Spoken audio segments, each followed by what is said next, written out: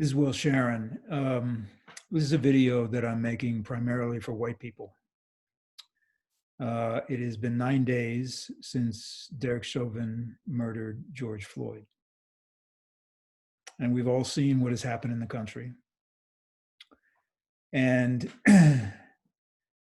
what I want to talk to you about today is the idea of a waking nightmare. You know, a lot of times in my work, people will have nightmares and we'll work them, and we will go into the fear of that nightmare, and we will discover how it is trying to inform the person. And essentially, that dream is a love letter from the soul, because it's grabbing your attention and demanding that you look at how you're organizing your experience in some particular way. Today, we have the reverse. We have the nightmare in our waking life, which is speaking to an aspect of our soul. So the reason I want to talk to white people is probably pretty obvious. I'm at the top of the heap of white people. I am a older, white, heterosexual male.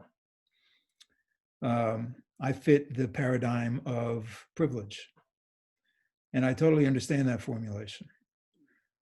But what I want to talk to you about today is that there may be, as a white person, a more powerful way to think about what's going on. Because I have rights that unless you are a white male heterosexual, you don't have. And I'll add to that Episcopalian from Connecticut, which is about as white as you get, even though my parents were faking it because they came from working class stock. What do you do now as a white person in America? I'm going to suggest to you a couple of things. The first one is stop talking. We don't have anything particularly useful at this point to say. And I'm saying that to you because I'm reminded of Martin Luther King when he said that, and I'm going to paraphrase here, the northern white liberal concerned him more than the Ku Klux Klan. Why did he say that? Because the white liberal, to be blunt, is a liar. Now, it's true, the white liberal may be lying to him or herself, but basically, we, and I'll include myself in this, lie to ourselves all the time. We hold ourselves out as good people, but things don't change. I'm going to give you 3 stories here as examples of that, all right? When my kids were little, I moved to a small town about 20 minutes north of Manhattan where I worked. And it was a town that I was born in. It was a town my parents had lived in and my grandparents had lived in.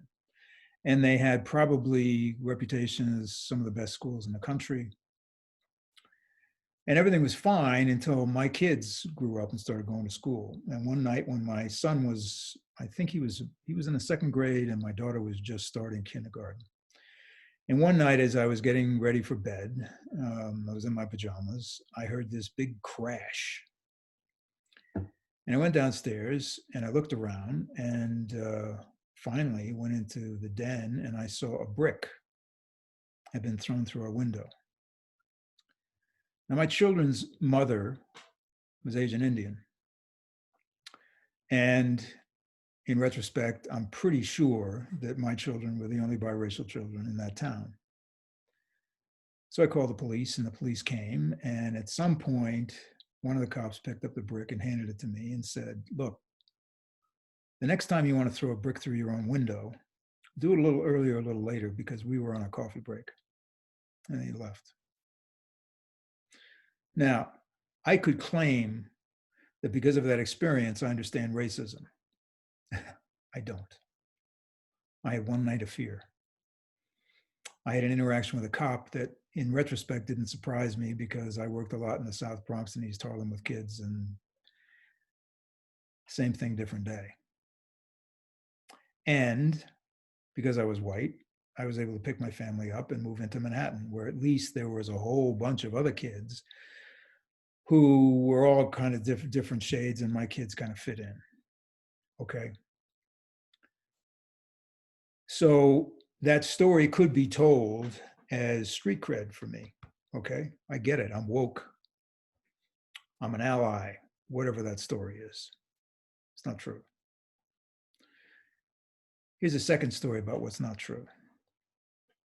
Derek Chauvin exists in every police department in this country. And I have to tell you, I get really incensed when police chiefs, sometimes black police chiefs, come on the cable news and they say, well, where's the effect that these are bad apples and, you know, a lot of police officers are good people and so on and so forth. It's not true. Every police officer in this country knows who the Derek Chauvins are in their police force, and they say nothing. Now, I'm not suggesting that saying something is easy, because the last person that I know that said something is a guy named Serpico, and that was probably over 40 years ago, and he got shot in the face for his trouble, and that was just about graft, not racism. So not easy. But the idea, you know, that there are good cops, even though they know about the bad cops and they don't say anything, is a lie. It's systemic, and it's systemic because nobody speaks up. The cops know, the prosecutors know, the judges know, we know. Okay. The third lie is something we call economics. And this is not about socialism or capitalism. Okay.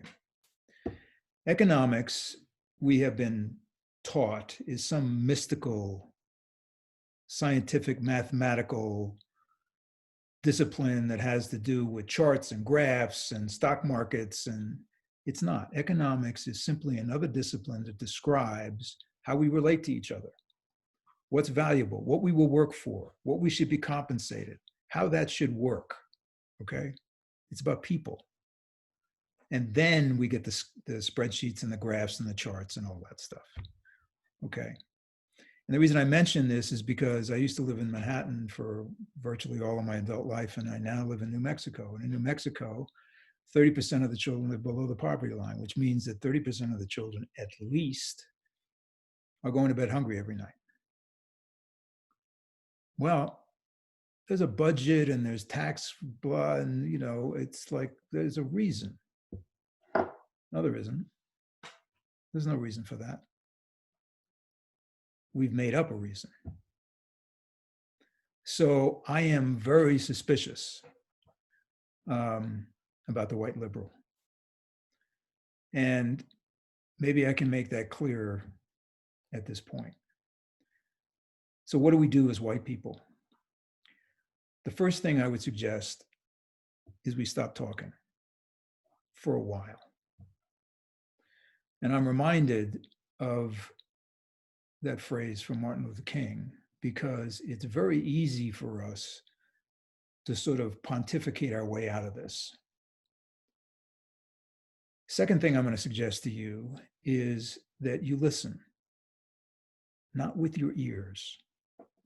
We've been listening with our ears for a long time. And the problem is there's a direct line from our ears to our brain, and our brain can rationalize anything, like kids going to bed hungry, like cops who are racist.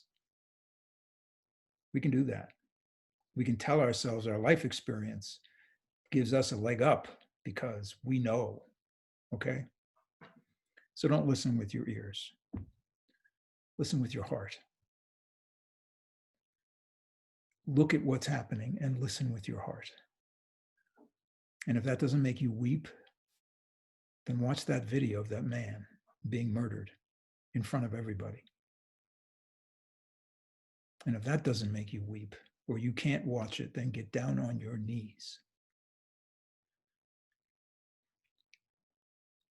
And when you weep, you will get a glimpse into the pain of who we've become and who we have been. People are saying the country's being torn apart. It's not being torn apart. It is torn apart. It has been torn apart. We're just being confronted with it in our face, like you would in a nightmare you had sleeping in your bed. And this is not a drive-by, folks. This is not oh, yeah, okay, now next. No, no, no. We are in the valley of the shadow.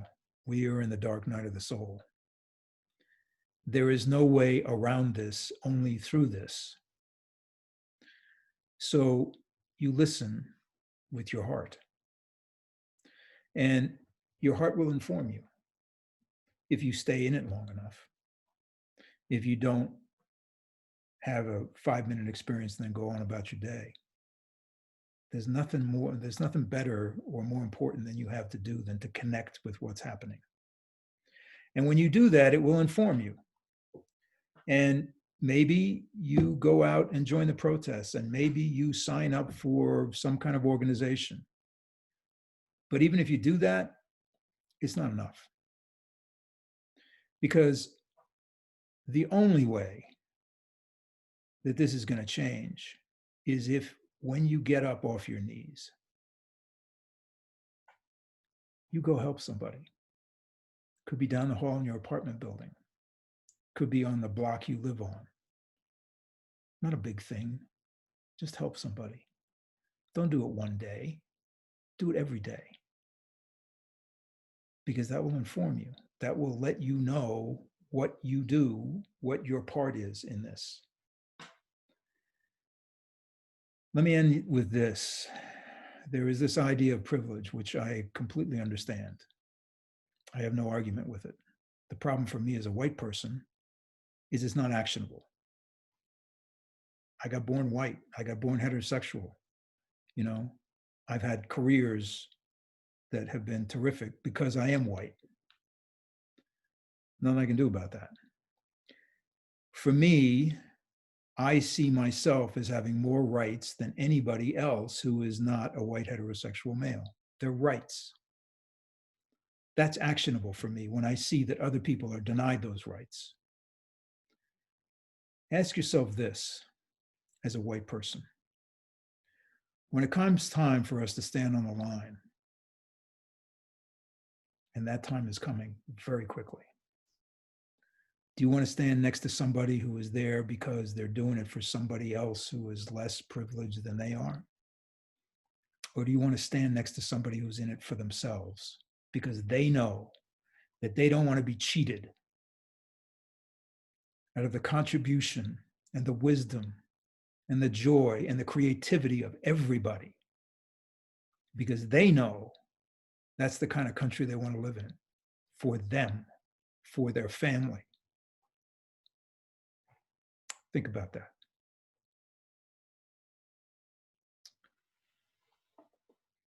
Stay safe.